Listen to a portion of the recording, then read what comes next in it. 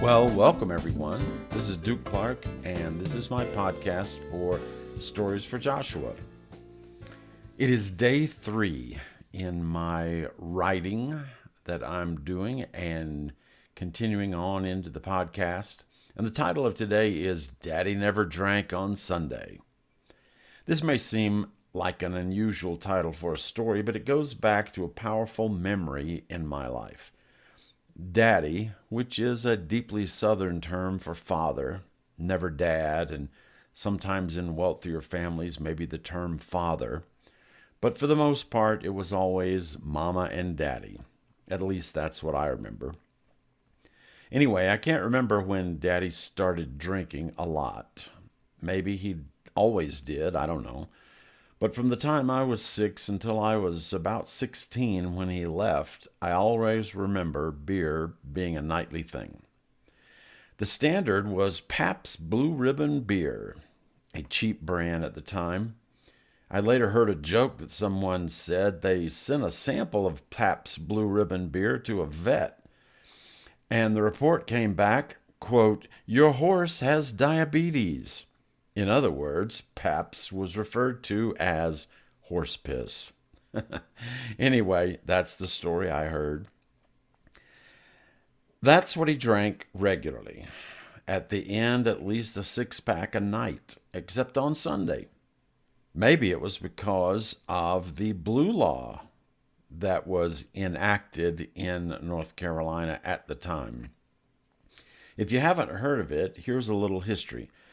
In 1875, Greenville, South Carolina, their city council passed its first blue ordinance. It forbade merchants, shopkeepers, vendors, barrooms, saloons, and barbers from operating on the Lord's Day, as well as the sale, gift, or barter of spirituous or malt liquors, wines, or ciders. The point being, Daddy couldn't buy beer on Sunday. But knowing that, he obviously could have picked up an extra on Saturday. He wasn't a stupid man. However, he didn't. For me, my sister, and Mama, that meant a day of peace. No fighting, no walking on eggs, no trouble. He was quiet and kept to himself. In the summer, we would go to the beach sometimes on a Sunday, and sometimes at night we would even play board games together. It was quite a different world for sure. Maybe it was because his daddy, my grandfather, was a Methodist preacher, and Grandmama, she was a teetotaler, as they say. But for whatever reason, he didn't drink. We were too young to ask why, just thankful that he didn't. My daddy was a contradiction in terms for all the time I knew him, always going against traditional values and the way people did things. But usually, whatever he did was self-serving. At the time, I had no idea what a narcissist was. Maybe the term hadn't even been invented by that time. But he was the poster child for sure. As they used to say, look it up in the dictionary and you'll find his picture beside the word.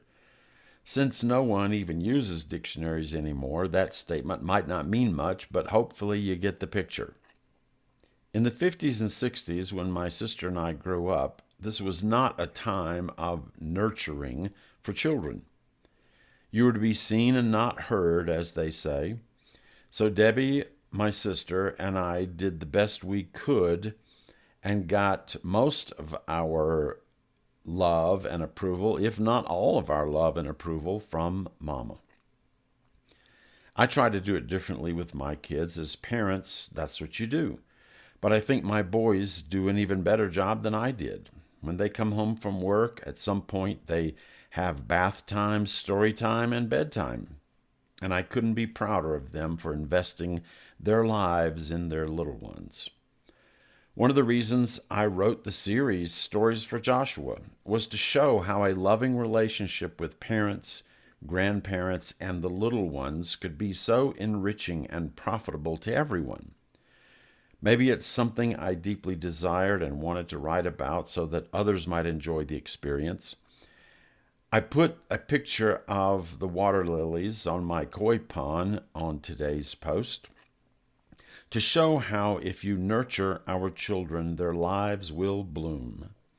If you want to see what I mean by the samples I use in Stories for Joshua, go to goodnewspublications.com and you can find them there.